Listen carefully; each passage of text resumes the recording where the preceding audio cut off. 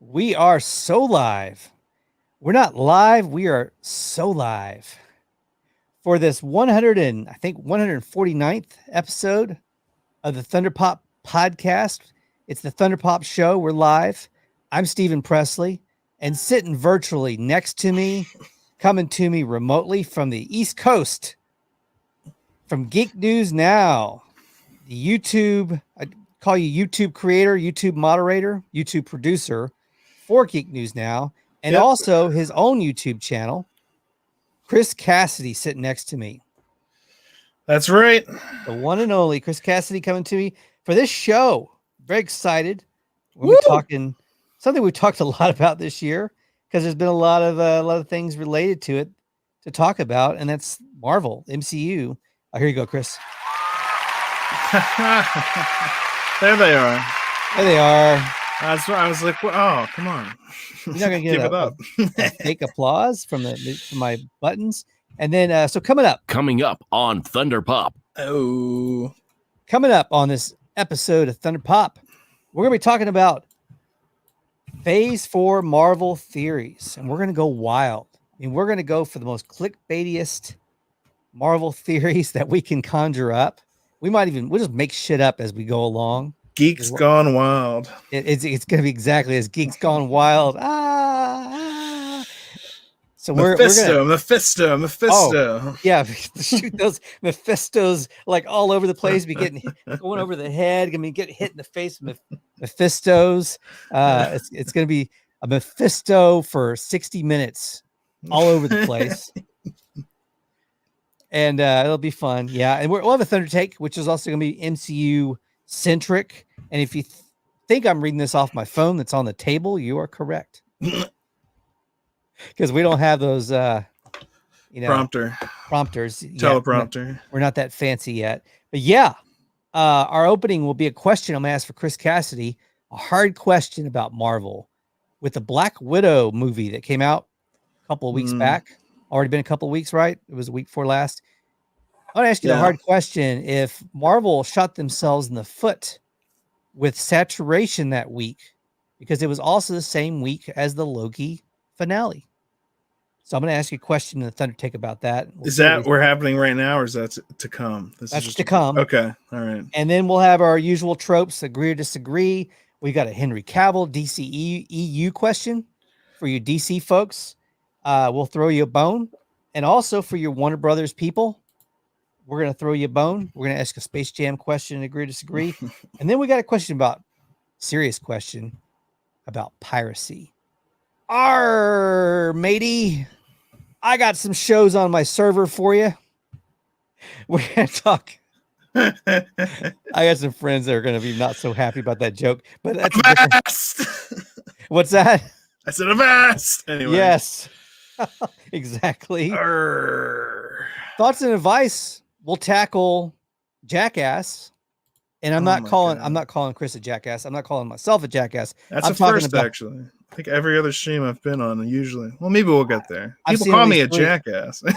I've seen at least 3 where you were called a jackass myself. So I hit it happens in 1 week. I'm not even mad about it. It's totally.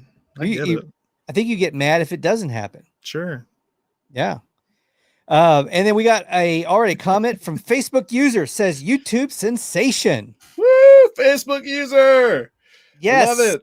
We love the Facebook users. They always come through for us. They never anonymity. I'll tell you who it is. I'm looking at it actually on my Facebook. Oh, you got it. It's David Gramillion of Geek News Now. That's the head honcho. He's our buddy.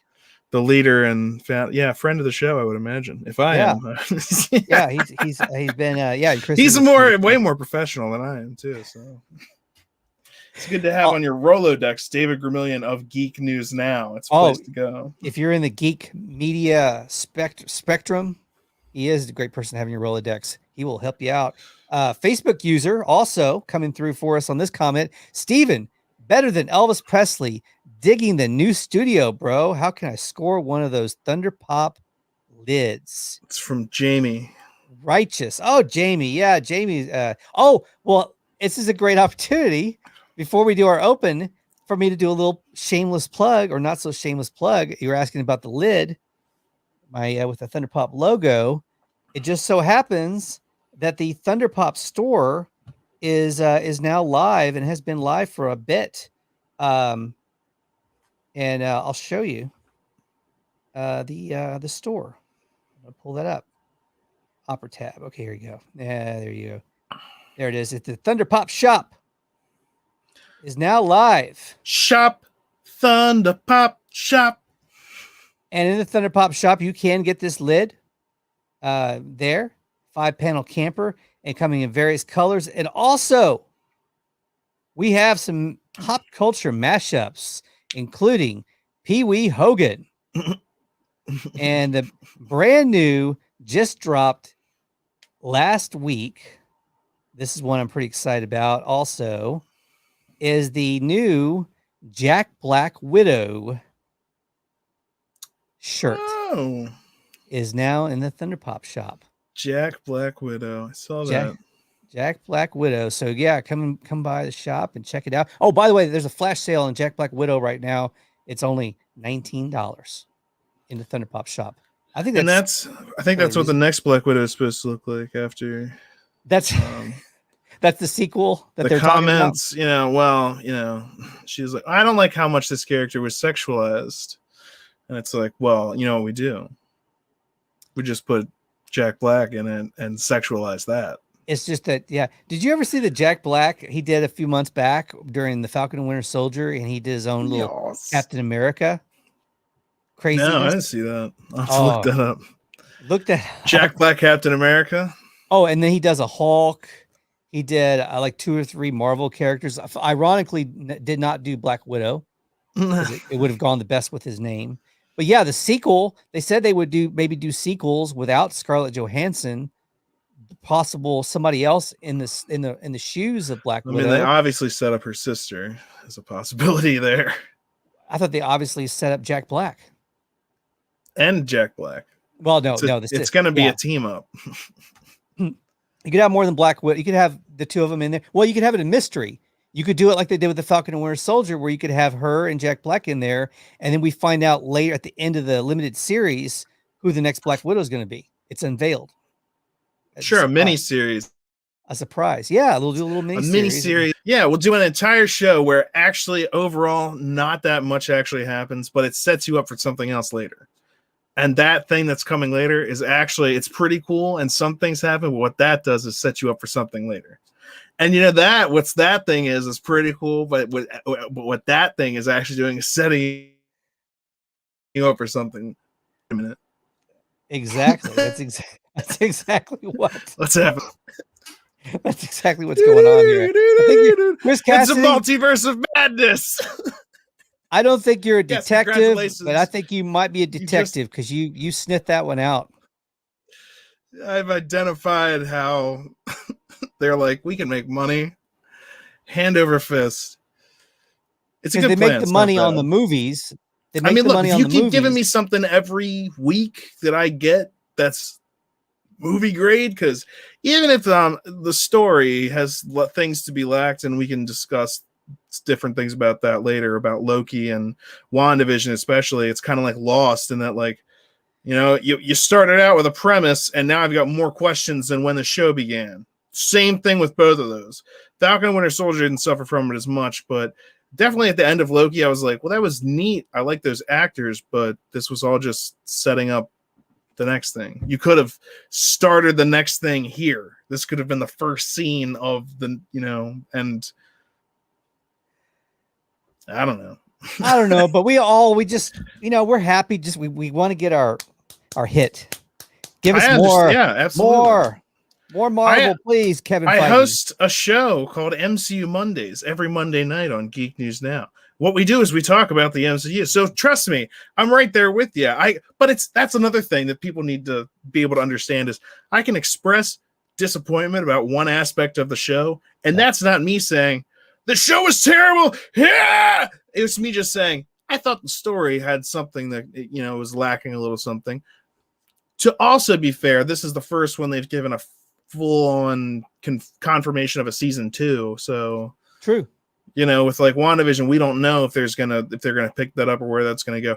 But Loki, they're like, we're gonna have a season 2 of Loki. I assume it's gonna be connecting to the show, but I don't know anymore. We'll see what he's wearing. You know what? And I'll tell you, the one person we'll never get a straight answer from is this guy. Yeah. Yeah. Never say never, but never say for sure. Yeah. It's amazing. Kevin Feige, right here with never us. Never say never, but never say for sure. Yeah, that's pretty much usually his general response to those real questions about just come back a year later or 3 years later and be like, this was the plan all along.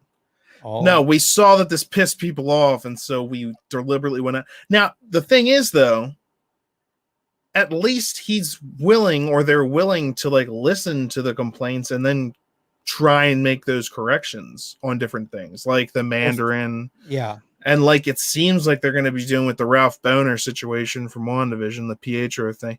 Well, now we've got variants. It's like maybe that was the plan. It's like, well, don't just leave it as a boner. I mean, I love it again for the fact that I now have boner alert for Ralph Boner. There's t-shirts available on Geek News Now shop. But I just like from that aspect, I think it's great. But they do stuff like that. They deliberately trick the audience in trailers.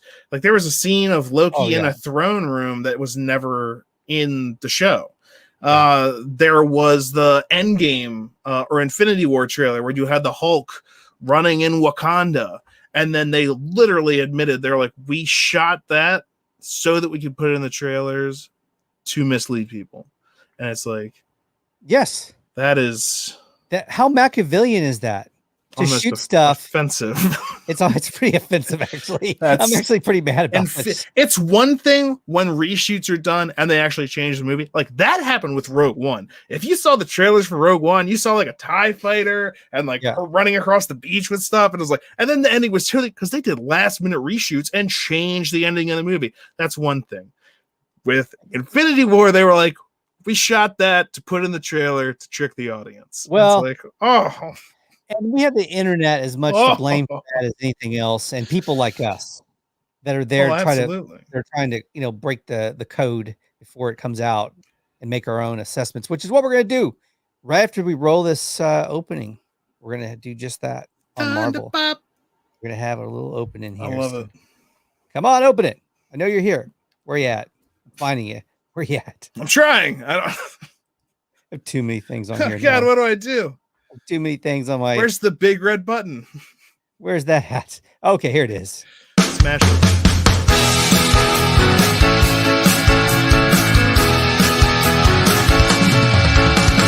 Thunder Pop.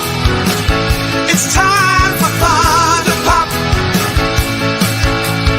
Don't make me say it again. Thunder Pop. Thunder Pop. Thunder Pop. I will not say it again. Thunder Pop. Okay, I lied. Thunder Pop. Thunder Pop. Thunder Pop. Oh, Thunder Pop.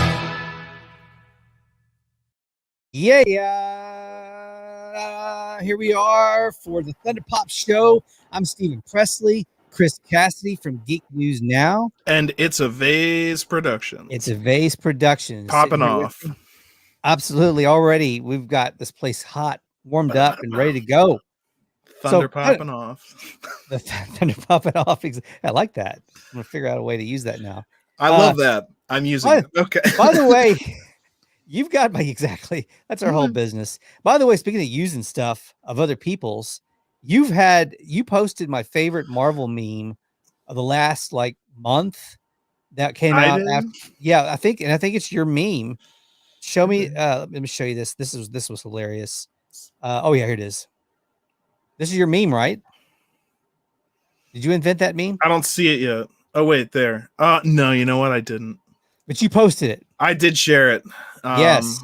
I shared it to Twitter. I saw it on Facebook. And I was like, I've gotta get this out there because that's great. I've been posting it actually in a lot of different Facebook comment sections. When other people are posting other memes about things, I use that one because I'm just like, now this looks like a good job for me because I've been waiting for his movie more than anything, and all of this stuff is just kind of like, are you ready for Doctor Strange? And it's like, yes, I am. Stop building up to it. And it's not even for like till next year. We still have Eternals and like Spider-Man and all kinds of stuff. It could now arguably be the most build up to a movie. I mean, well, probably the only thing that actually get back Endgame, Infinity War.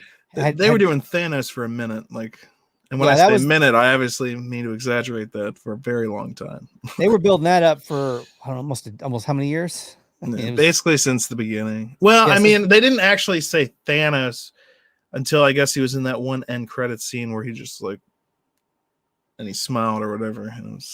But still, that was years before. And then he was just in several end credit scenes. Like they showed his face. It was like, to quote the Avengers is to quote death. So maybe it was the first Avengers movie where they actually showed him. But then he was also in like Guardians of the Galaxy. So they started building it up for years. But now, oh my gosh. But this might be the second most built up movie. Doctor Strange. They had 3 series on their streaming platform to help build. And you could, if you want to put the animated series, it's coming up, which actually now we find out is sort of set up in itself a little bit by the multiverse. Absolutely. Well, yeah, there's a reason that's coming after Loki and that happened before the what if stuff. We were actually just talking about some of that yesterday on MCU Mondays on Geek News Now, which is why, when it comes to Marvel, I'm like, well, I was just talking about that. It's so we saw in Loki, the sacred timeline was like a ring. Then the branches started coming off. So are the what ifs like random branches? Like, is there still like a main timeline? Is there going to eventually be like one here that was the sacred timeline, but a branch branched off and made then its own? Oh, well, I have my own.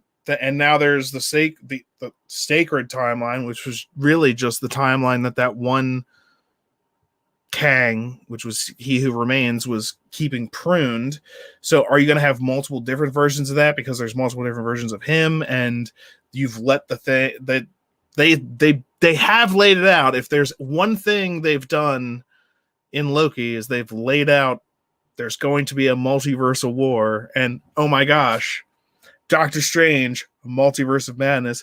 But you know what? As crazy built up as that is, we might be able to say the same thing about Spider-Man, which still hasn't had a trailer come out, which apparently is going to have Doctor Strange in it, which has confirmed casted people from Spider-Man movies before Disney even bought Marvel. Yeah, Doc Ock from Spider-Man 2, one of the best movies ever. Spider-Man 2 is great. I just watched it. Yeah. Well, Jamie Foxx, Jamie from the Amazing Spider, and so we don't know, and we haven't seen minute 1 of this movie. Andrew Garfield seen in Atlanta, spotted in Atlanta. It's nuts. People are losing it. People are like, well, maybe he wants to just hang out in Atlanta. I've seen people losing it, going, I hope they don't release a trailer. I'm like, how far gone are you? This man's been driven insane. I would love a teaser. I mean, I love another teaser would be great. I'm fine with it. Let me ask you this question then. Sure thing. In the Thunder Take, Marvel question, appropriate. Loki. Did Loki's finale, having overlapped in the same week as the premiere Black Widow, could that have hurt Black Widow? Now I know at least question. And now I know it at least hurt Black Widow. Now, Black Widow did fine its first weekend. It was the second weekend where there was that drop off. Theater owners blast Disney for making Black Widow available immediately on streaming, and that's been kind of the big thing. And then of course there's this Black Widow second week at the box office. Theater owners' reaction after that second week at the box office. So yeah, I know at least in buzz, in the buzz, because I mean, obviously, a Black Widow had come out like if we had not had a pandemic, which is easier said than done.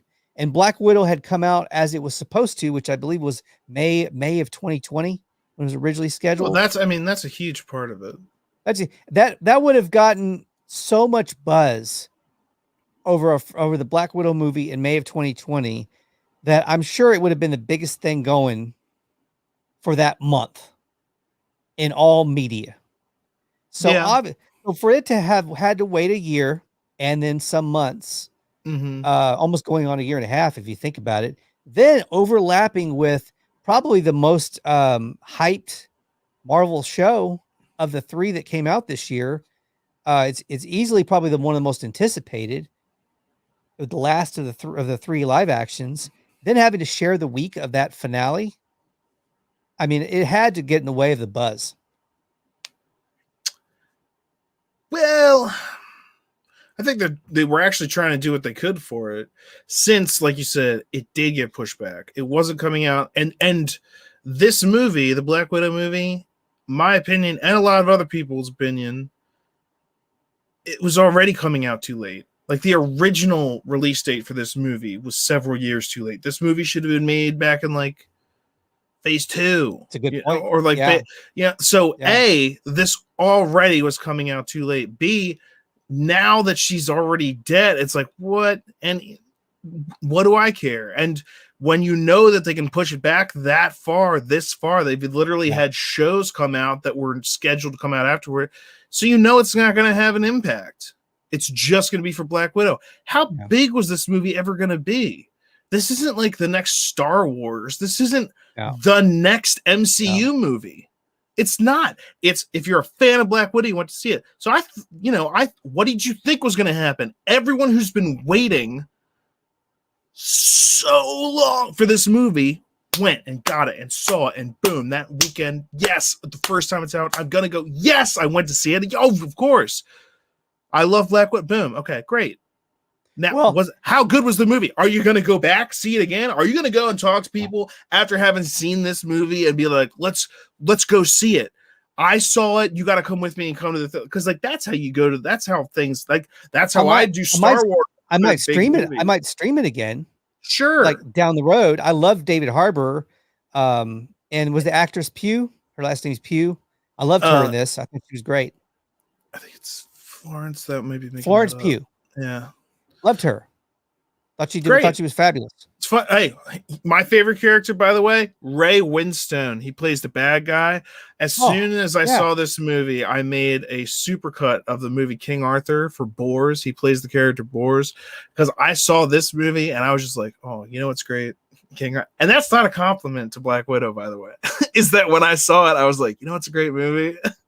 A different movie than the one I'm watching. But Ray Winstone, he plays the bad guy, the general, and he's simply fantastic. I have got that up on my It's a Vase Productions.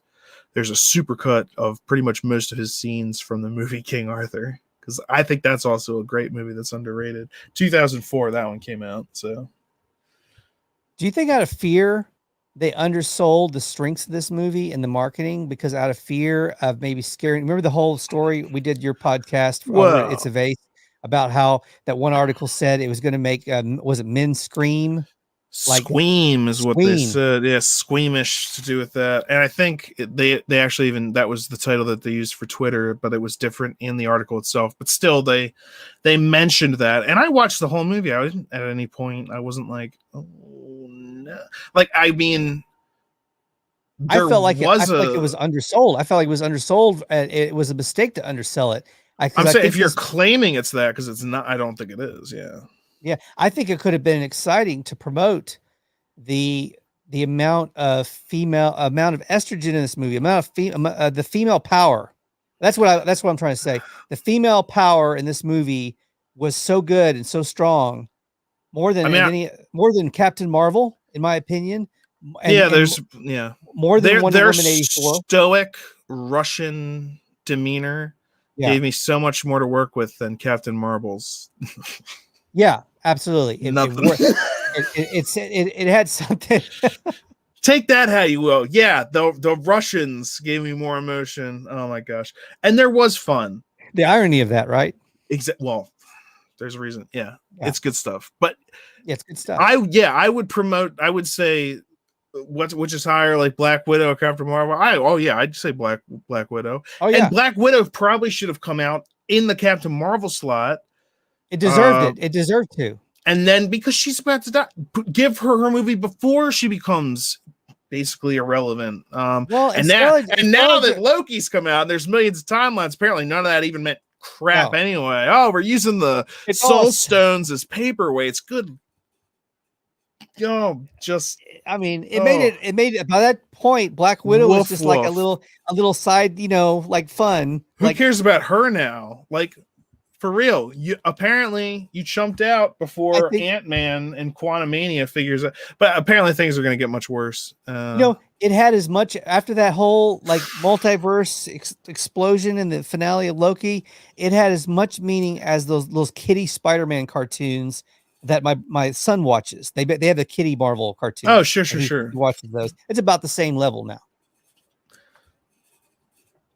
Because anything can happen. What's important that's one of the kind of cool things about the end of Loki was that they kind of did question, would it be worse to possibly unleash? Right. But what about free will? Like what is the nature of predestination and things like that? So like, is it better to be free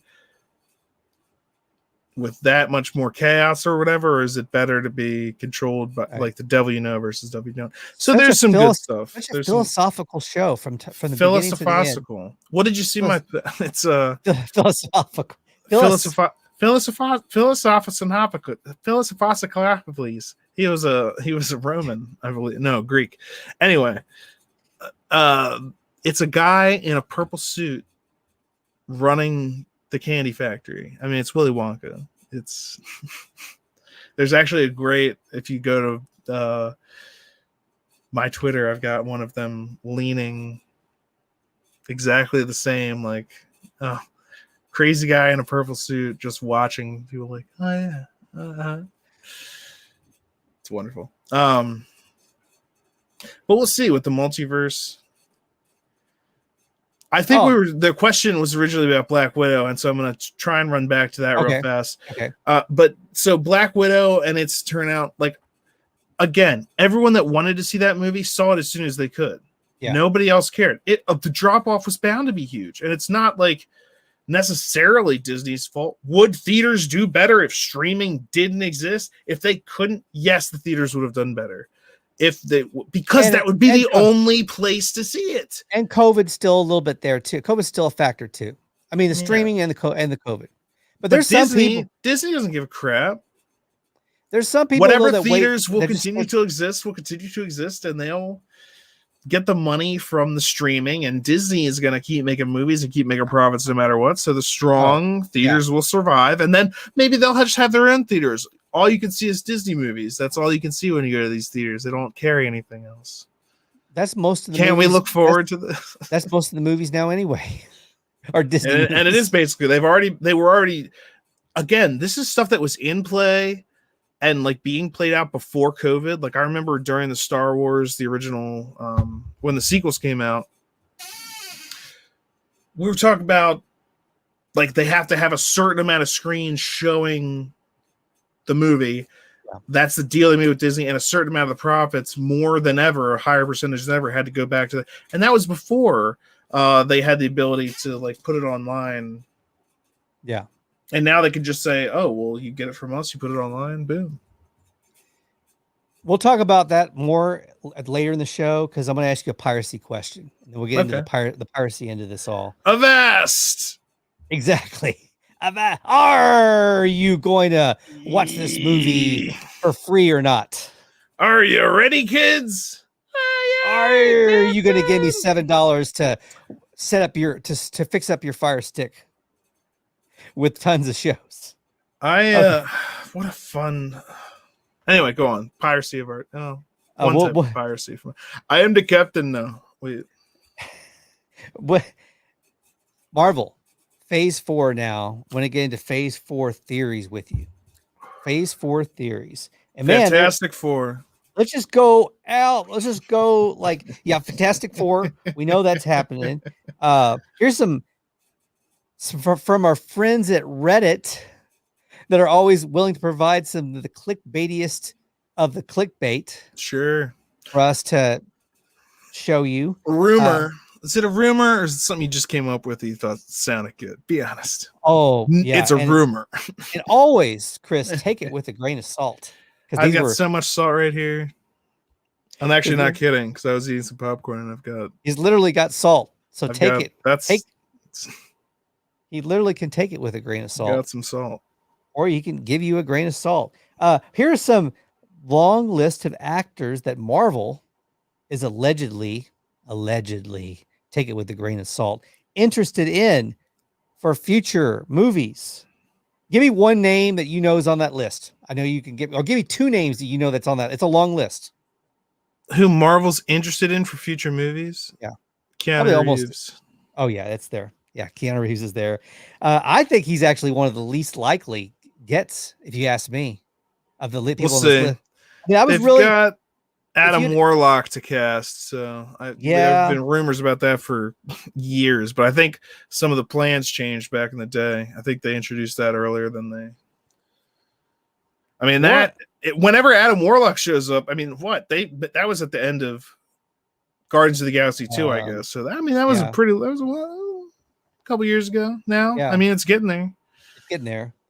Now it's just a variant. Millie Bobby Brown. Stranger Things.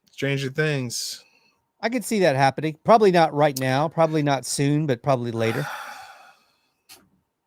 Sure. I think they would wait. I think they'd wait till Stranger Things is wrapped up. How much farther is that supposed to go? That's a good question. Because I heard for the longest time it was 4 seasons or 5 seasons, but Netflix has backed off on both Cobra Kai and Stranger Things being over as early as we expected. It's surprising. You're going to milk those cows, especially with the streaming wars. They're going to milk those cows. Now, 2 names that were bounced around. You mentioned the Fantastic Four. These names were attached to Fantastic Four for almost 3 years. And recently, one of them pretty much shot it down, saying they weren't interested in superhero stuff. And for that reason, I actually believe her. And I don't think John Krasinski and Emily Blunt are going to do it. Doesn't look like it. Yeah. But that was always like, fan casting. Yeah. I mean, these things have been brought up again, but it's like rumor. And if it never came to, and I'm sure that they actually were in talks because they were considering for Captain America at one point. And if the fans want it too, that is something that they're like, they do consider that. Like, we know we've got people excited about this.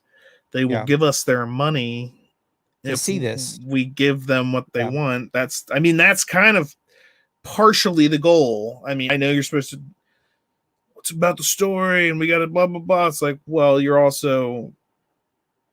doing big budget films. Mm-hmm. Don't let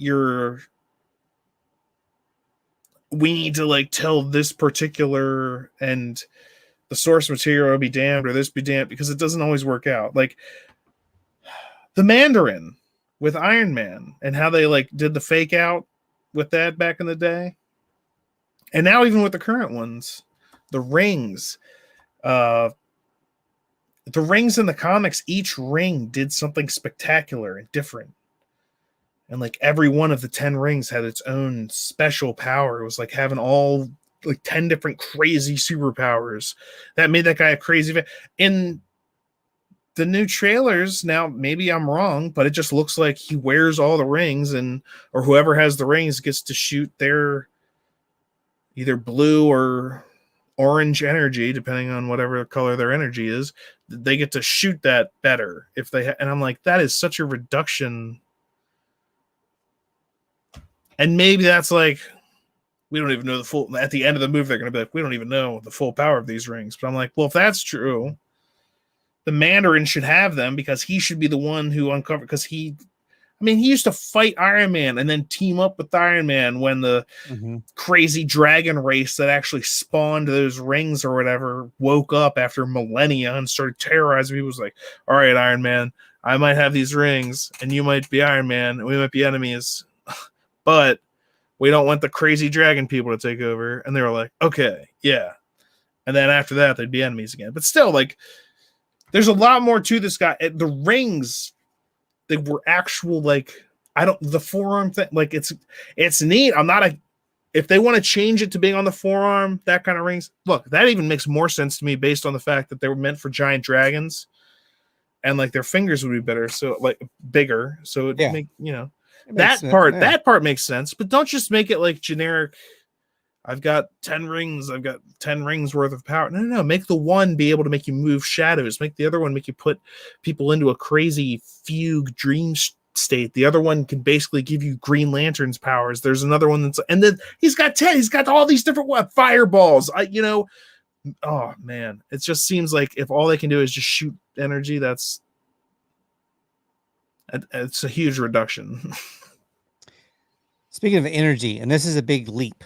But I want to ask you this question. I wanted to ask you this. How soon will we see this guy back? This guy. How long, Mobius? How long will they wait for us to get more Mobius? I'm guessing season 2 of Loki, whenever that is. You think he'll be saved for that? He won't show up anywhere in between then. Well, and also Tom Hiddleston has been asked about when him and Thor would be reunited. He said not during phase 4. They're not going to be linking up anytime soon. They're all both in their own stories. Well, Frog Thor was in one of the episodes of Loki. That's true. Depends on which Thor you're talking about. You're talking about Sacred Timeline Loki and Sacred Time. Yeah. Which is nonsense anyway, because the Loki that he knew that died is not the same Loki from the Loki series. Yeah. That Loki actually never went through any of his timeline. Everything that he got caught in the first Avengers movie, essentially, and then he's done his timeline. Well, he's done this stuff with TVA now, and he's seen what happened in the Sacred Timeline. They showed him like a film reel of it, which was interesting. And he's like, so he knew what happened to that version of him, but he's definitely not. He's different than the Lokis we've seen in like the Sacred Timeline. Which is weird. Changed. It's weird. Well, you can tell, like, look at how he's dressed throughout the entire Loki series. He's wearing like a suit and tie. He's kind of like dressed like a detective, and he could look however he wants, but he's choosing to look like that. Yeah. And we see actually in the fight of the Lokis, when all the Lokis turn on each other in the like 5th episode, that they're mostly all dressed, all ready for combat and stuff like that, and he's still not. And so it's more for him about finding answers, which again, he really doesn't get that many. He kind of gets screwed over, I feel like, at the end. But I guess he knows someone dangerous is coming, but then Mobius doesn't know who he is. And then that raises questions. Are there multiple TVAs, or is there only one TVA? Or now, since there's multiple Kangs, and they're the ones that... Yeah, I know. There could be multiple TVAs. And how did what takes place in the Citadel work? Because that's apparently inside of time. If time is circling around that and they're not in it, then how does time pass there? How did things that happen there? How, when he got pushed back into the timeline, was that now, or is that just a time that Sylvie sent him to? Was that a timeline that he was sent to? Because now it's just all going out, bugging out, going crazy. And even He Who Remains is like, see you soon. As in, there's going to be tons of us showing up, and we all have the potential technology to run things like the TVA. I was one guy that had this one time, you're about to unleash. You've seen all the different Loki variants. There's a crocodile Loki. Get ready for Kang. And like, so it's going to be wild. I think, and everyone else, every other variant, every other Nexus. Like, I think there's multiple. Nuts. I mean, there's multiple everything, and I think look how well that different also various... could help the end of WandaVision. That could help explain. People were like, because remember the camera goes in on the cabin and there's Wanda outside the cabin, and then it goes inside and she's inside the cabin, and people are like, what is that? Oh, maybe she's cracked through this type of thing too, or maybe that was happening at the same time, as it were, especially since time doesn't work the same. Like the whole time means nothing almost anymore. They've just destroyed it. It's kind of nuts. And yeah, I wanted to see Owen Wilson on a damn jet ski. What the heck? Why wasn't that? That better be season 2. Okay, beginning of season 2 is like Loki showing up on a beach. How does he remember? How does he even know and remember jet ski? Well, that was the whole thing, is that they didn't even know that they were variants. They were brainwashed. And how did Kang do all that? Well, then again, if you think about the technology they had 1,000 years ago. Let's pause for a second on Kang. Now, if Kang is the new Thanos, which he is, and that was set up in the finale of Loki for phase 4, who is the new Tony Stark that's going to step up when it's time to go to blows and take this guy down once and for all? A lot of people on the interwebs. Fantastic Four. Go on, sorry.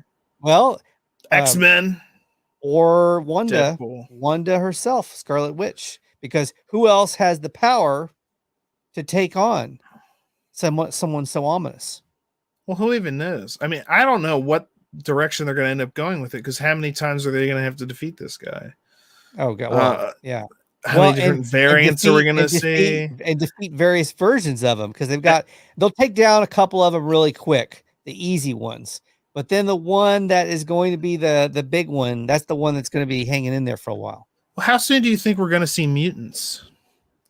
They've claimed that one dude in Black Widow was a mutant, but I'm like, okay. Yeah. You saying it on Instagram or Twitter, that's great. And if that's true, whoop-de whatever. If you're in the movie and you're arm wrestling a dude, and your whole scene in the movie is you arm wrestling a guy and making a comment and then getting your arm broken and then you leave, and that's it, I'm not like, oh, look at that mutant. They're gonna kind of continue to trickle it in and tease it and Easter egg it for a couple of more movies. I think they've got enough in the next couple of movies to not even have to deal with mutant stuff yet. They did do I don't know, this was approved by somebody.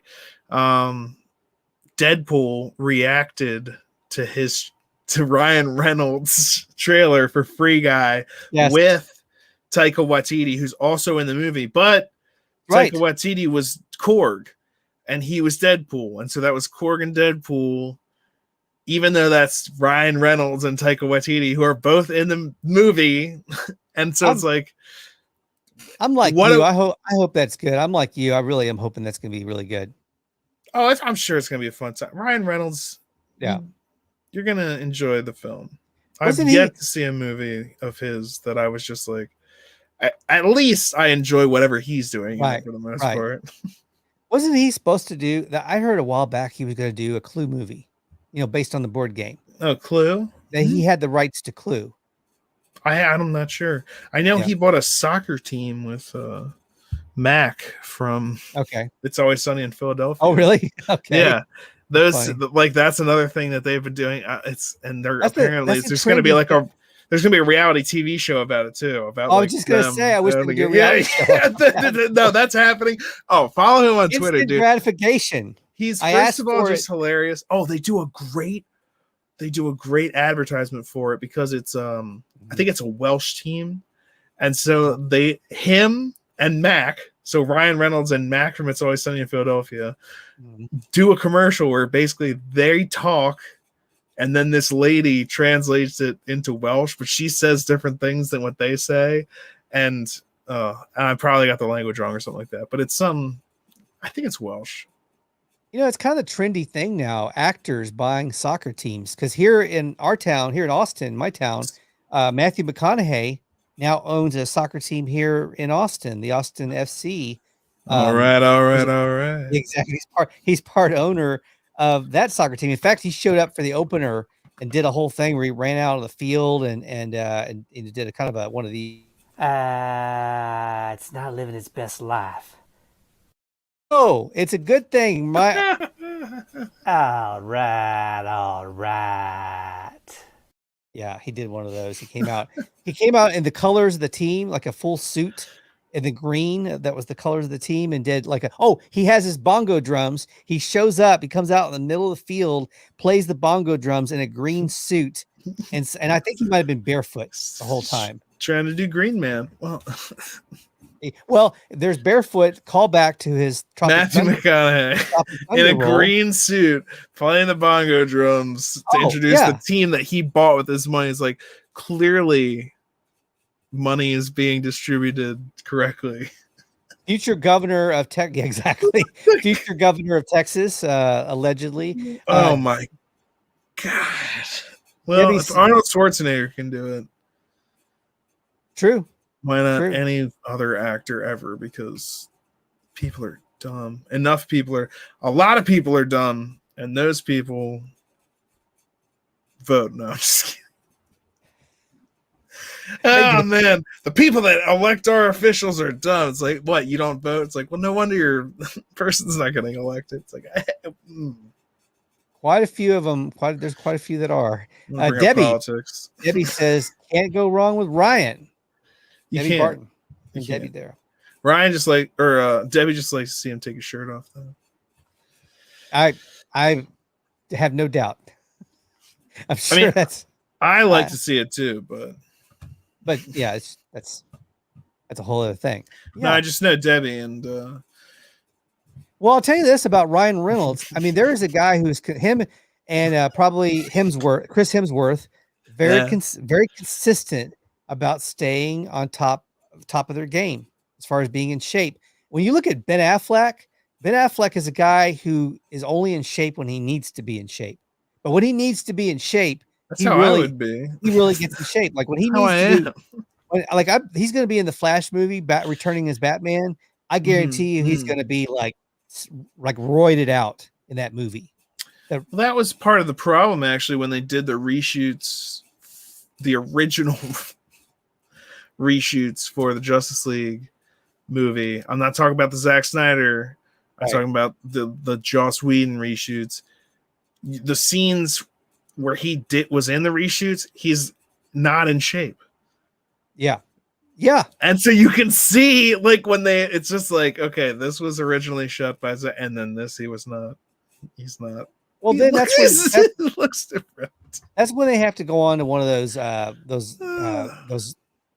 infomer like online and buy one of those muscle suits, like body suits that have they're like you wear under your.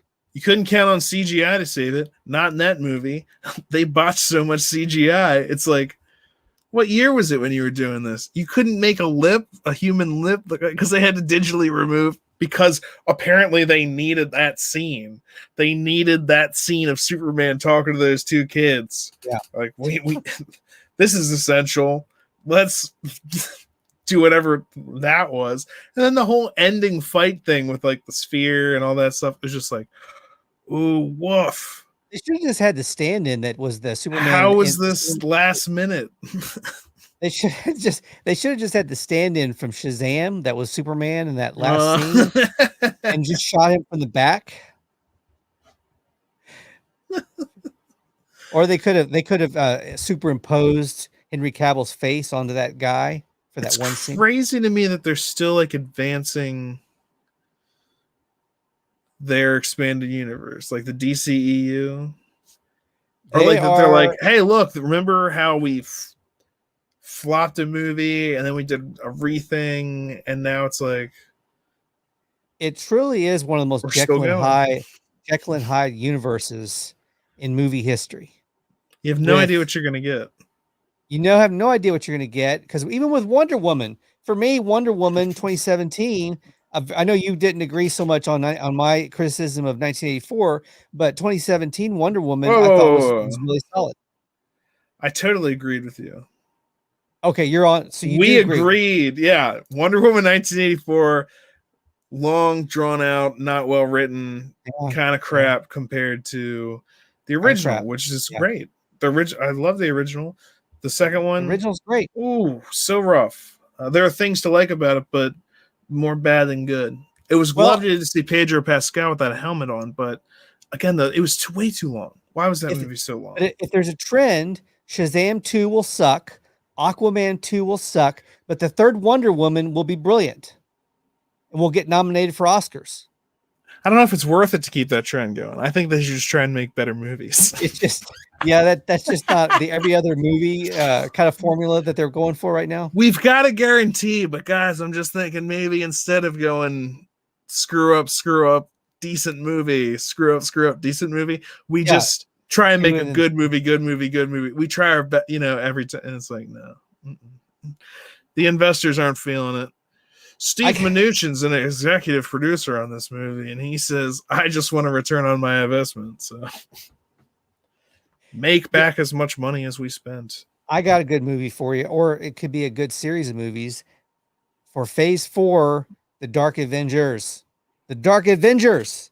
They're setting up a lot of stuff, yeah. They're setting that up. It seems like that's being set up. It was set. We saw that end scene. And by the way, oh my gosh, at the closing credit or the credit scene in Black Widow, and the chaos that we see that's about to ensue there, and misunderstandings, and damn it, why didn't she have a will?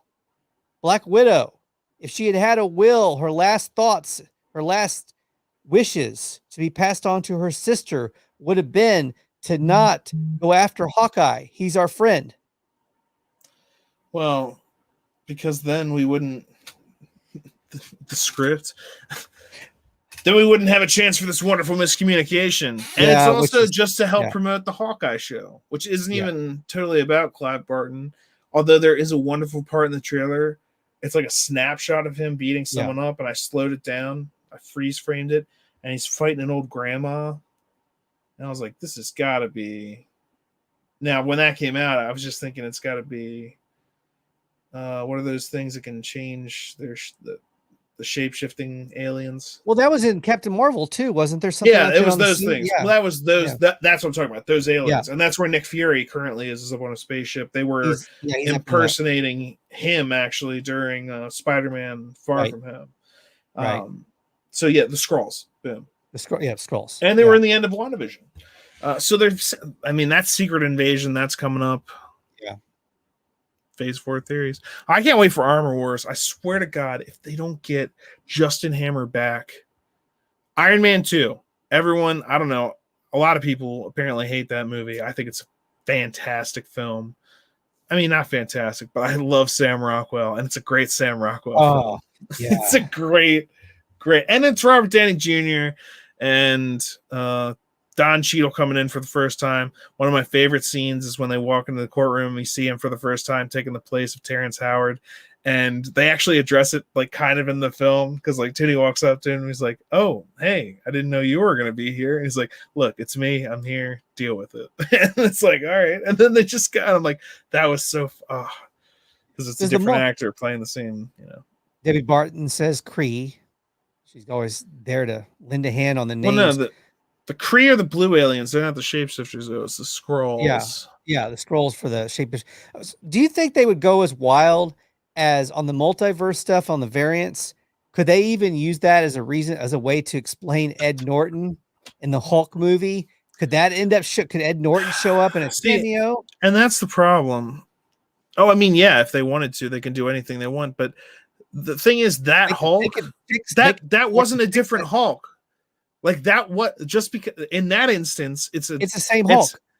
But it could be. They could. People are not going to understand that though, because that was a recasting of. So that was still Sacred Timeline Hulk. That was just in the real world. Things happen, contracts change, and they recast people. Right. He was recast. So that's not when we're like, oh, look at that Mark Ruffalo version of the Hulk against Ed Norton. That's the same. It's the same Hulk.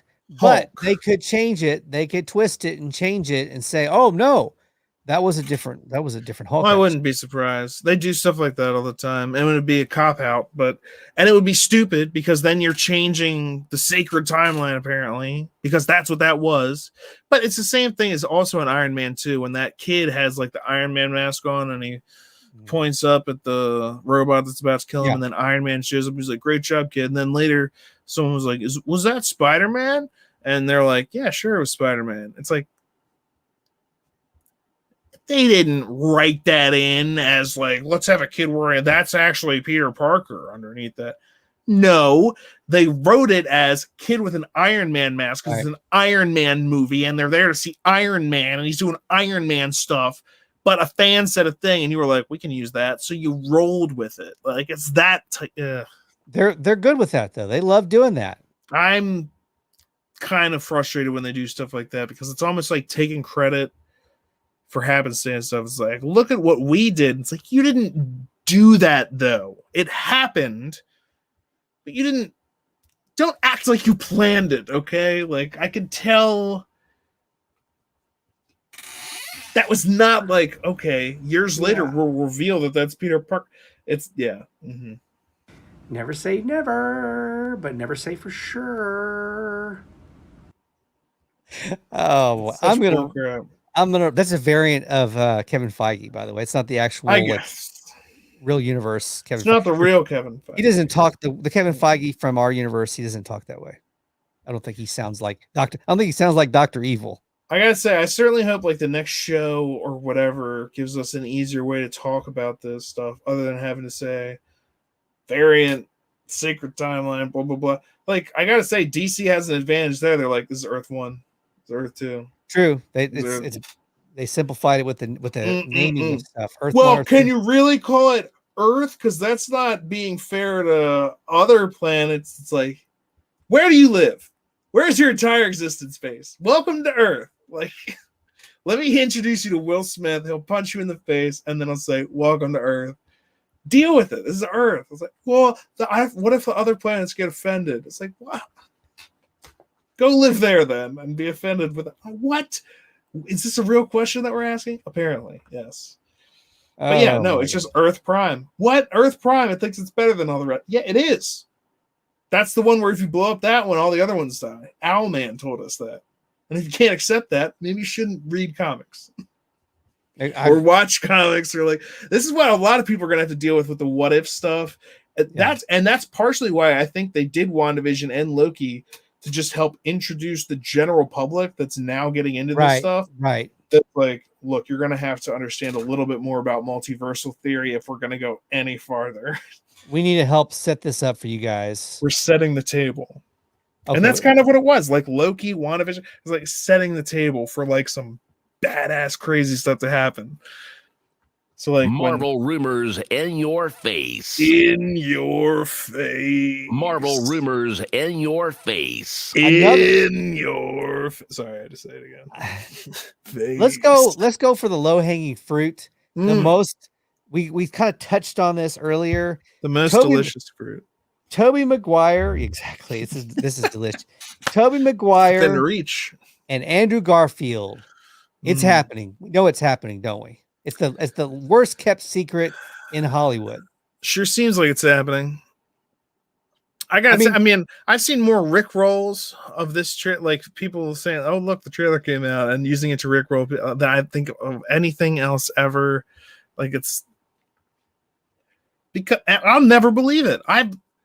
Even now I've seen like I saw 2 today, and I was like, I don't believe this is actually a thing. Someone will tell me, like someone I know will be like, you've got to watch it. It actually came out. Because like I'm just not clicking on it anymore. I just can't take it. I've clicked on too many Rick Astley singing "Never Gonna Give You Up" and too many like it's legit. And then it's like, it's not. It's just so not. It's like, oh, look, these are scenes from other Spider-Man movies.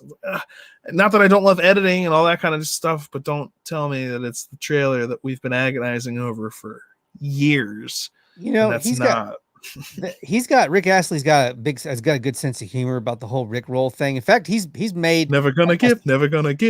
He's made a Oh, second yeah. career out off of the Rick roll because it brought him back a little bit, and he's Getting made those.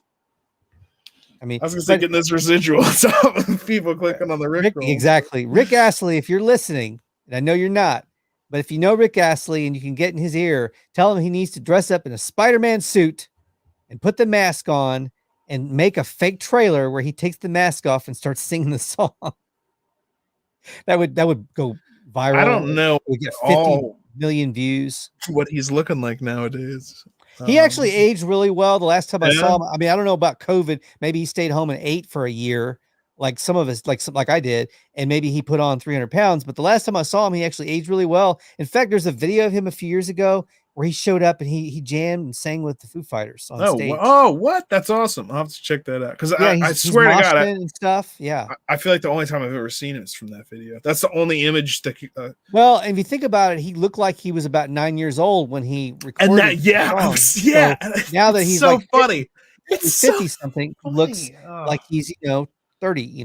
Now he's 50. never gonna give, and it's like looking at this guy. It's like no way. Oh my gosh. Oh, it's like that little speaking of Looney Tunes, we were talking about Space Jam before the show. They had that character on the Looney Tunes, on the original, the old Looney Tunes. They used to be that little character, but then they would start singing opera and like big song. Like, their voice was huge.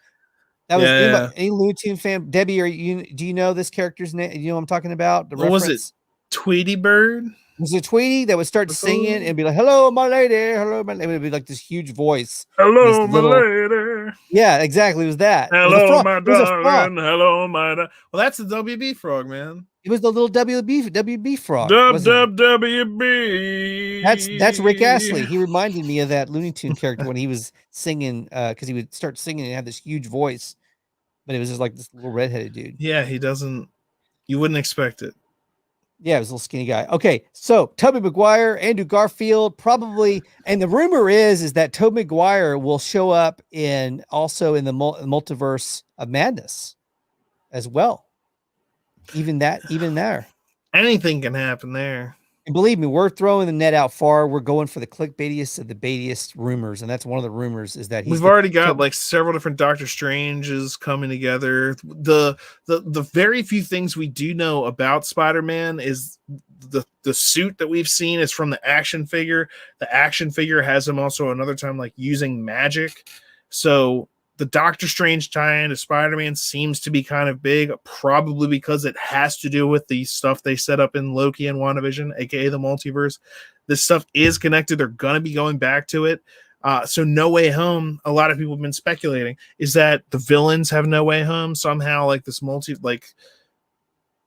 how is this interfering? Right. Something's gone wrong, and maybe it's No Way Home for the villains. Maybe something. Who knows? True. But if there's magic with Doctor Strange too, is Doctor Strange getting involved? Did Peter reach out for like this could be really interesting stuff because I want to see more Doctor Strange in stuff, and he's slated to be in this. He's going to be in his own movie, obviously, but also going to have Wanda coming in his movie. So Multiverse of Madness is gonna, and that's supposed to also have possibly like vampires in it, so which could introduce Blade and werewolves and different things. And this could actually be when we get our first real concrete X-Men and Fantastic Four stuff. I've heard that rumor too. Wesley Snipes Blade showing up. Oh my god, yeah. If they had done that 2 seconds into the first movie of that, anyway, that's the ending. That's the ending of Twilight we all wanted, and also Ryan Reynolds is in Blade Trinity, so there's a variant of Deadpool. Blarka. Yeah, right there. It's how you bring Hugh Jackman back as Wolverine. Hugh Jackman's Wolverine is going to happen. He's got some smooth criminals down under. Who'd have to fondle to get this role? Well, it rhymes with Pulverine. Yeah, if anyone can get Hugh Jackman back into the mix, it's Ryan Reynolds, and Ryan Reynolds is not giving up. Peter becomes Doctor Strange. Yeah, Dr. Spider. Or Dr. Spider. Spider Strange. SS. I like it. Uh-oh. All right. I got some agree or disagree for you. Sir, Agree to disagree. are you ready to agree to disagree? Oh, one or the other. I was going to say, if we agree to disagree, then okay, let's do it. I agree to disagree. All right. Number one, get into some DCEU. DCEU. Henry Cavill. There's rumors. Speaking of rumors, there's rumors. DC right now. DC rumors in your face. DC rumors in your face. There it is. Okay. In your face. In your face. There's talk that Henry Cavill is going to come back and play Superman. The latest rumor was that he was going to come back, and take it with a grain of salt, but that he was going to come back in other movies, not in a standalone Man of Steel sequel, but that he would show up in Shazam 2. And here's interesting. Get this. The director for Shazam 2 was doing a Q&A online. And when he was asked about Henry Cavill showing up in Shazam 2, he would not deny it. He wouldn't confirm it. But to me, when you're not willing to deny, that's basically confirming. It would be great to see.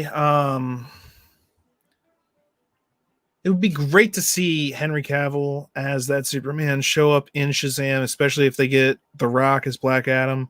Yeah. I would like to see that Superman fighting Shazam, maybe losing to Shazam or something like that, because he can be vulnerable to magic. There's a wonderful animated DC movie that's out there that features basically Shazam and Black Adam and Superman.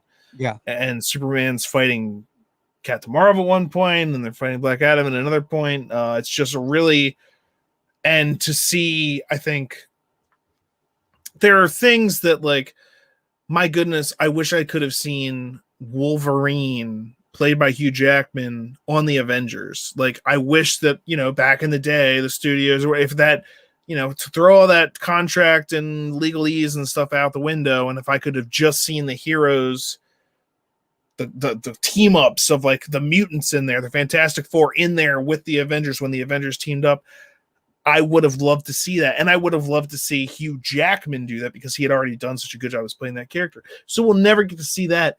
We could potentially see The Rock, who's the perfect casting for Black Adam. If there's ever been a thing that he should play, it's that. He looks like the freaking cartoon character. He's made for it. Yeah, and Henry Cavill has done a great job as Superman. And even if I didn't like his acting, which I do, and I didn't like him, which I do, I'd still give him props because he's a huge nerd, and I'd still say give it to him just off that alone. But he's also great for that Superman role and has done well with it. I'd love to see him go toe-to-toe with Black Adam. They'll bring the heavy seriousness to it and still have, I forget his name, the other guy who plays Shazam, the adult version. Zachary something.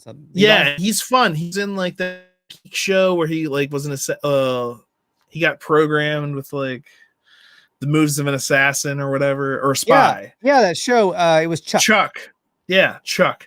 He was in Chuck, and I know him from that. And so to see him as, like, Shazam and stuff, he can bring that comedy to it. He can bring that fun to it, and that lighter side that, like, to see. That's why I think he was a great casting too for the adult version, because it's a kid who's, like, you know, he's brilliant. It's brilliant. Yeah.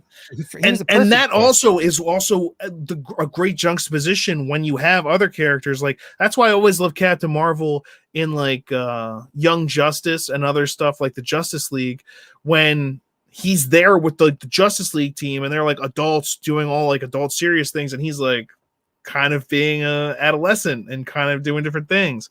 And there's another time when Wonder Woman was like, well, you didn't feel like letting any of us, like, none of us knew that you were that young. And Batman goes, well, I knew. And she's like, well, shut up. Like, it's just so fun to see him be a kid with that much power. It's so much power for a kid to have, but he also gets, like, the wisdom of Solomon, so, like, it evens out, but he's still a kid. So, and the big references for people who are fans of the big Tom Hanks was great. Now, you answered the question before I even asked it. My question was going to be, is the DCU better? Is a DCU a better universe with Henry Cavill than it is without? Agree or disagree? that the DCU is better off with Henry Cavill than it is without. Yeah. You want to keep, if you can keep him, if you're going to keep going forward with this iteration of things, now I say you should go. I loved the end of the Snyder Cut, the tease about the alternate future with Batman and Apocalypse and like all that different stuff. that was so. I'm like, so cool, I'll shell out money for that. Like, I'll go see that, and you give me a movie of them just like go. So they should turn into that, or a limited series, 6 episodes on the streaming. Well, look at I said this before. I'll continue saying it. The past 10 years or so, maybe a little bit, but their animated movies, DC, they've been amazing. They've connected. They're just phenomenal storytelling, and it's true to the core of the characters, even though they're making some of them new in different ways, but it's just awesome. And that's what it seems like the Flash movie is going to do, is they're going to hopefully do some of that Flashpoint. If you do the Flashpoint Paradox animated film and you just shot for shot and made it in live action, shut up and take my money. With the people that I'm coming back next weekend. Like, that's the thing. You're not going to have a drop off because I'm going to be like, no, you're coming with, like, just let's go. Oh, I mean, and with the fact you're getting a Batfleck back, you got Michael Keaton. These are not rumors; these are confirmed. DC rumors in your face. They're not DC. They're not DC rumors. They're DC facts. We know they're happening. There's probably a lot of other things. I mean, the things that could happen they're speculation that could happen. The Suicide Squad's coming up real quick though. That's real soon, and I'm hearing some amazing buzz. And I said, I think you were on the show with James me Gunn a few months ago. I said this could be the sneaky movie of the year for that genre. I was calling it since the first trailer I saw, and it was in one of the shots off to the side. There was a giant monster, but and then there was like one of the TVs that one of the security guys was watching. You could just see like a foot. And not really a foot because it's just the point of a starfish come down. But I was like, oh, they bring in the star into it, the giant starfish creature, because that's like a classic Justice League, Young Justice, like big team up fight. And it's really interesting that they're doing it with Suicide Squad and also the main character. They never tied it in that close with some of the other stuff before. They were tying it with Batman before, but the main guy in this, Idris Elba, is playing a guy that got put away for shooting Superman with a kryptonite bullet, which is like, wow, yeah, right on, dude. That's a cool dude. Like, because I mean, in real life, if Superman existed and all these people existed, I'd be on the side of Superman. But just in terms of like reading comics and stuff, every once in a while, you're like, screw Superman. Like, I want to see somebody beat this guy, this Boy Scout. Like, well, it's kind of like we were talking about Looney Tunes earlier. Do you ever sometimes start rooting for the Wile E. Coyote? You got tired of seeing him get beat by the Roadrunner, and you wanted Roadrunner sometimes to get his ass kicked. Some comeuppance. Yeah. Well, usually in that though did a good job of making you like root for certain characters. But yeah, exactly. When you've seen something over and over again, that's kind of like, oh, what a twist. Number 2, another Warner Brothers, and speaking of Space Jam. Now, you didn't see Space Jam 2. I saw the Space Jam: A New Legacy this week. I saw the Space Jam I needed to see when I was a child. You saw the OG, the original. Welcome to the Space Jam. Space Jam. Take your chance. It's your dance with the Space Jam. All right. See, I watched that a lot. It holds up too. I watched the original too, side by side with the new one. Mm-hmm. The original holds up. It's still fun to watch. Even at my advanced age, it's still fun to watch. It is. Well, and obviously you'd like to, I mean, did you watch it when you were a kid? Did you like it when you were a kid? Yeah, I watched it. Or when you were younger? At the theater, I was thrilled to see it. And it's not just because it also has like that actor from Seinfeld and it was really Jurassic Park. He plays the assistant. Oh, and he's hilarious. Wayne. His name's at the tip of my tongue, but yeah, he's great. What are you doing over there? And he's digging out like this huge, he's got like a bulldozer. He's like digging out this giant hole on the golf course, which is where, of course, Michael Jordan got sucked down into the thing. He's digging out this giant thing. And these people on the golf course are like, they're trying to play golf. They're like, what are you doing? He's like, I'm fixing a divot. And a divot is like when you hit a golf ball and you miss and you dig out some of the turf. And so he's like, his head is sticking out of this hole. And these guys are like, what are you doing over there? He's like, I'm fixing a divot. And they're like, oh, he's fixing a divot. And they're just like, all right, we're going to just play out. I'm like, what a response to that question. That's just the tip of the iceberg. Well, and the comedy and Bill Murray's in it. Let's Murray, not forget that Bill Murray is crucial. Well, and it's Ivan Reitman, direct from Ghostbusters. It's Ivan Reitman, Ghostbusters, who was Bill Murray's collaborator on other movies. Mm-hmm. So, I mean, it was a comedic dream team. And you know what? Pun intended, but pun made. People will compare. I know about the new one in the stands. They've got like all WB properties and stuff like that, which I think that's my agree or disagree question for you related to this movie, because I know you didn't see it, but they have everyone. That's why Space Jam was fun, because it was like we concentrated on the Looney Tunes and it was a Looney Tune thing. I can't imagine what a shit show this movie was, because I still haven't seen it. I'll probably watch it at some point if I can watch it for free. I'll just have to find it, but it's jam full of every IP that Warner Brothers could conjure. That's what I heard. And it's got, I mean, the things you would expect, the Batman and Robin, spoiler alert, by the way, if you haven't seen Space Jam: A New Legacy. Oh no, you're spoiling Space Jam: A New Legacy. I wonder how that one ends. I wonder how that one. Well, now I can't enjoy this film. There is one little surprise in there. There was one surprise I would not want to spoil for anybody. I'll leave it alone.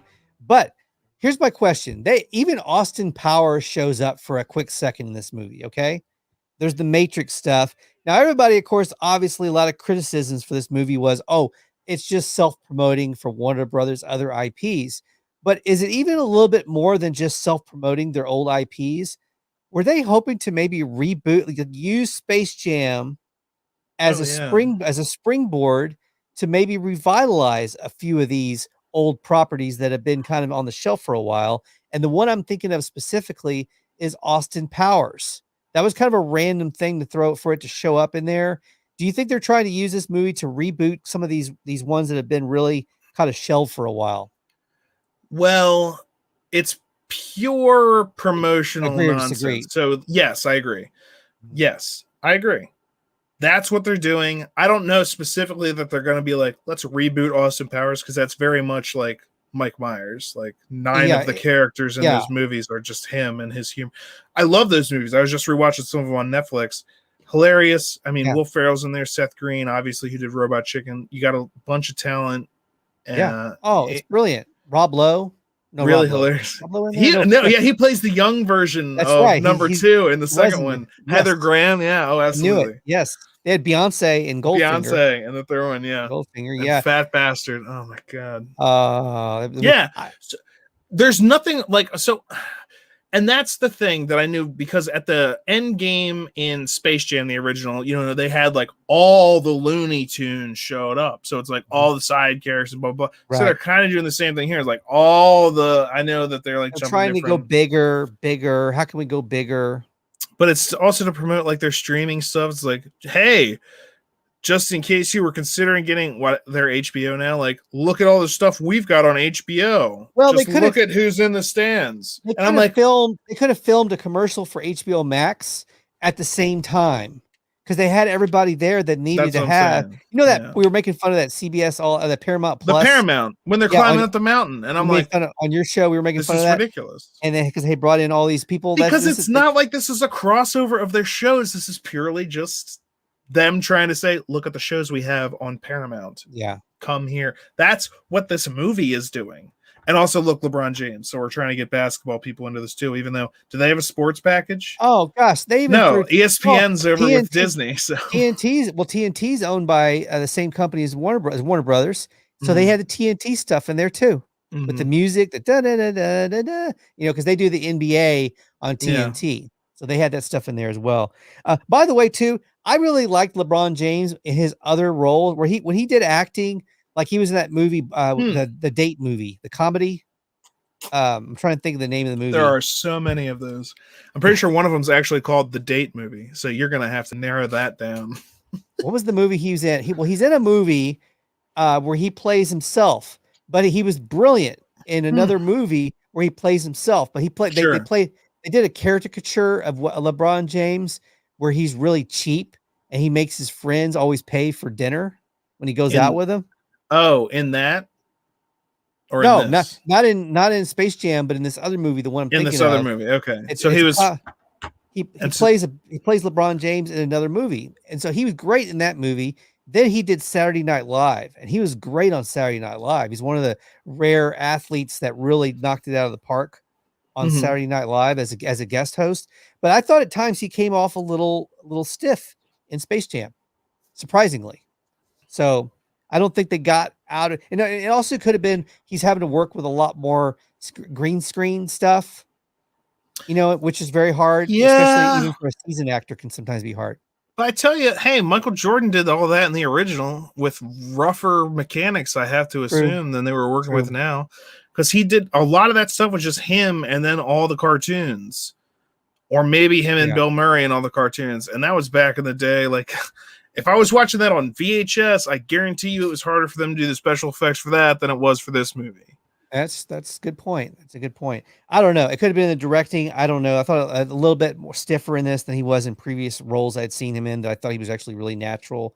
But anyway, well, he was also probably supposed to be a little bit villainous at one point. Maybe not villainous, but meant to look a certain way. True. Yeah. Whereas if you're just playing like a version of yourself, that's actually one of my favorite things that Matt Damon does is just play himself in different TV shows and stuff and play himself as a dick. And it's so funny. And so that's kind of like when you're talking about the LeBron James, when he makes other people pay for things. Cause like, how would you do that? Like you're rich why aren't you just paying for it? Why didn't you just buy the fucking restaurant? Like what? So, when you see these people like Matt Damon playing themselves as such a jerk, it could be really funny. It can really go over hilariously. Oh yeah, it's funny. Those the Matt Damon bits when he plays himself as an asshole version of himself. It's classic. He's in Deadpool. He's in freaking. Okay, go on. Yeah. I can't get enough of it. Okay, number 3. Talking about piracy earlier. Do you think that piracy may actually? There's been a lot of talk about how piracy is impacting these PVOD movies, these premium video on demands. Sure. Like Mulan, Black Widow, the movies that are going on the streaming platform, but for an extra charge, the new movies that are $30. Obviously, they're doing a different model than HBO Max. That's just putting everything directly on their streaming app and saying, come on over and subscribe this year and get to see these movies. But the piracy has been impactful. I know it's had to be impactful. People that are just watching it for free, it's had a huge impact. Do you think that piracy may actually help in the long run movie theaters and their cause? It depends on what laws are passed, and if they shut down all possibility, of certainly illegal streaming, that's one thing that might get some more people to go out to the theaters. But even then, like, the thing about streaming is they get to cut out the middleman. Like Disney, like we produce this film. No, like distribution, that's what like Fox was. 20th Century Fox. I mean, they started getting into other stuff, to be wrong, but they started out as distribution because that was a thing. Back in the day, when things weren't instantaneous, when you couldn't just send data, bounce it off a satellite, and stream with someone in another country, when you shot a movie, it was on film. Then you had to reproduce that film. And then you had to send that film out to the theaters. That all took time. And then B, you actually had to distribute it. And I worked at a movie theater when I was in college, and most of the things either came on DVDs or jump drives at that time, but we still did have a projector. We still did have, regular deliveries of film. And you know how a film shows up to the theater? It doesn't just show up. It's like, okay, you just turn it on. No, there's 6 canisters, and they each they usually come in like 2 boxes, and that's like 50 pounds each. So it's like 100 pounds, and that's reels of film. So you have like 6 reels. What you have to do then is put one of those reels on a machine. It's a giant turntable, which spins into another machine. And then you get another reel and you put all that on top. And basically then you have to cut the reels together to make one giant reel of film on a platter. And that platter spins, goes through the projector, and then collects on another platter up top. And that's a giant thing. But then when the films need to go back, once you're done with the film, you're sending it back to wherever it came from. You have to then cut it back up and re-put it on those 6 reels to put in the giant containers that someone then can then drag away. So distribution used to be a huge part of this industry that now, when you could just you can email this, you can email a movie to someone nowadays. Like it's totally different. And like that's why in films, they used to have the burn marks up in the corner. That was a mark for the editor to know where to cut on his thing, to know that's where you need to connect the next reel of film. Essentially, that's all stuff that's gone now. That's all. Most of that is entirely gone with digitalization.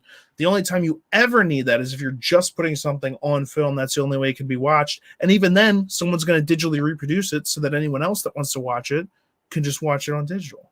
Even if you shoot the entire thing in film, it's going to be digitally reproduced. It's incredibly different. And COVID forced a lot of hands that were already in motion, by the way. Like that whole thing. It rushed some things in that there were things that were, right? And then they were like, well, now we have to shut down theaters. And they were like, we already had the technology. We were delaying on this stuff just because we were making money, and now we're not going to be. So yeah, I would. It's going to be interesting to see what happens with theaters and that whole with that simple state of fact. Well, and theaters are going to survive.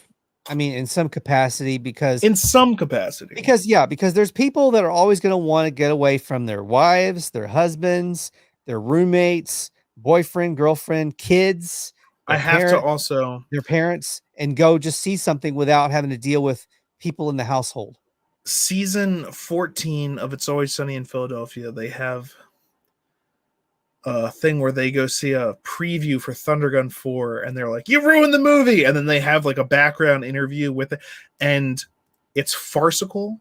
It's Always Sunny in Philadelphia, so they're being terrible people. But at certain points, I was like, that's spot on. And then they'd say something terrible, and I'm like, no, why would you have to follow it up with that? But it's incredibly funny, and they get made fun of at the end because they talk about piracy, and they're like, well, the reason that we changed all these things about the movie that you loved for the reboot was because you guys are just pirating stuff and watching it online and not paying to see the movie, and the people that are paying to see the movie are the younger viewers, and that's why it's rated PG-13 and not R. And they're like, what are we gonna do? And it's just I don't want to, but it's exactly what we're talking about, and it's Always Sunny in Philadelphia. So if you enjoy that humor, season 14, they're still doing it.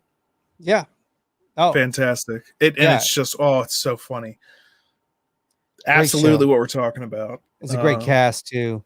Another ridiculously hilarious group of people is Johnny Knoxville and his group, the Jackass. Make the Jackasses, and they're doing one more Jackass.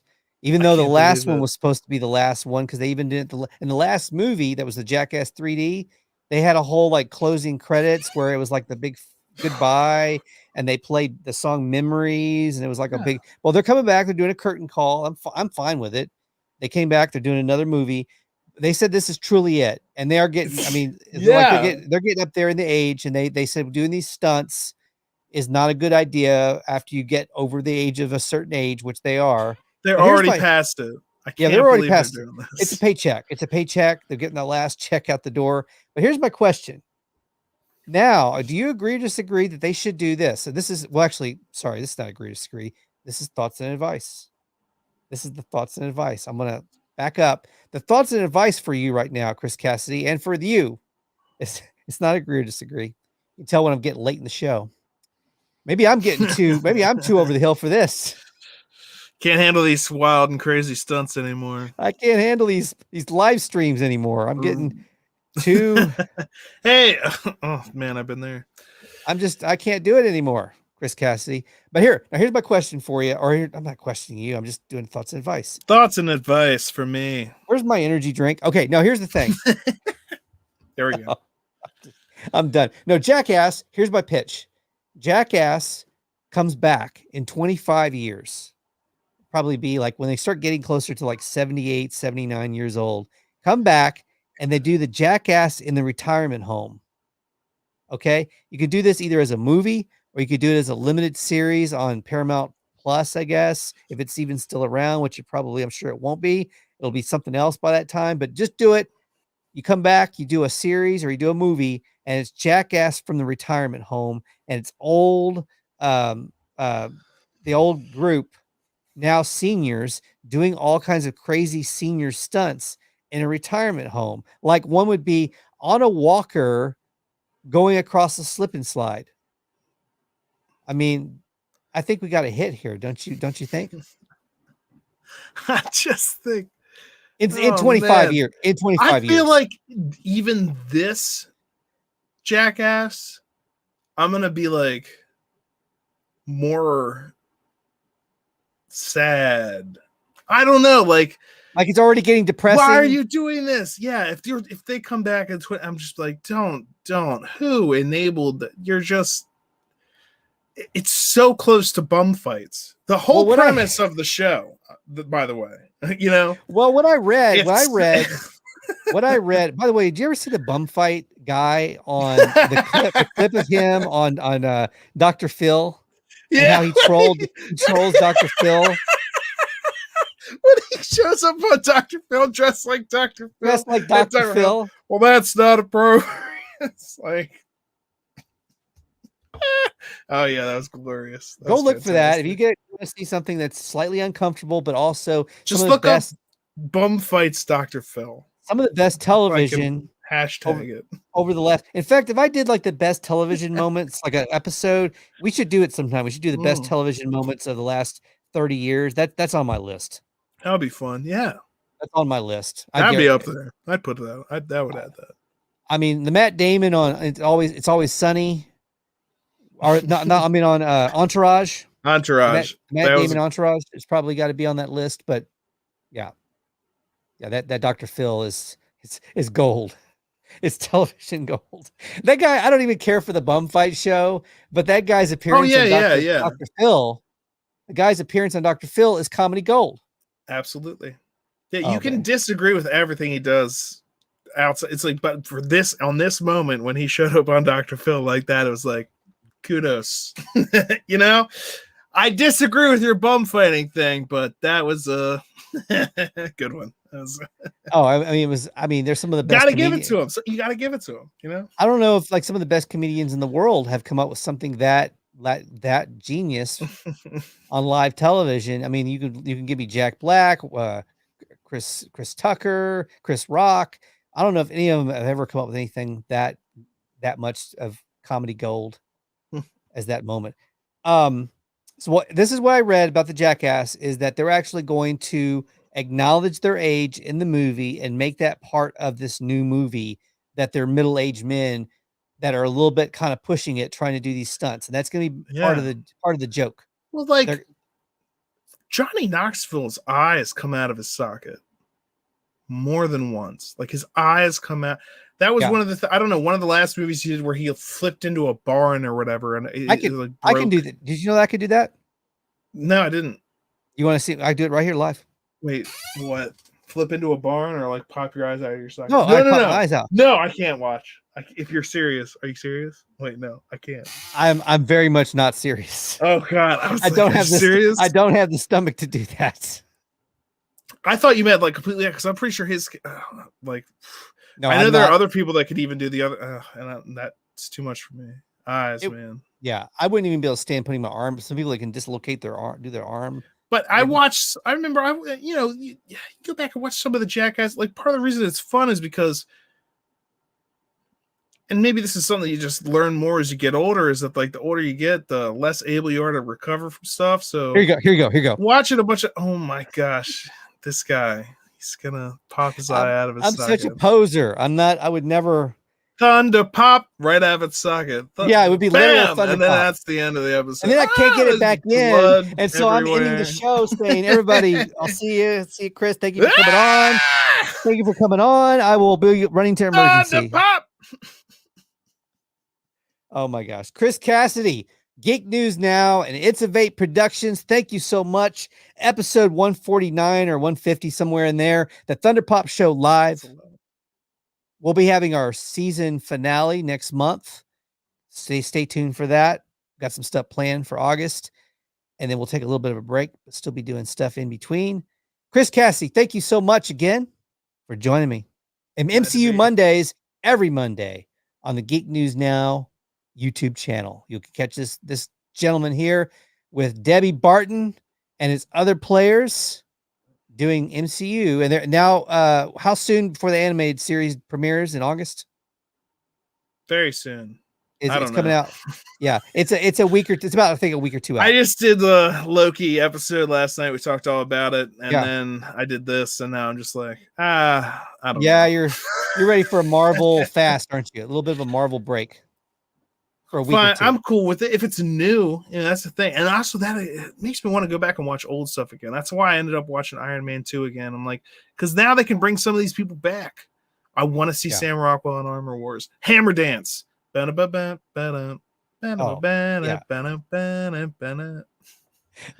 go back and watch that now. That's better than some cheerleaders, ain't it? You're making me want to go back and watch it. I think I will go back and watch it. Everybody out there, have a good day, second, hour, millisecond, multiverse. For all time, always. For all time, always. Good night. No, the outro. Okay.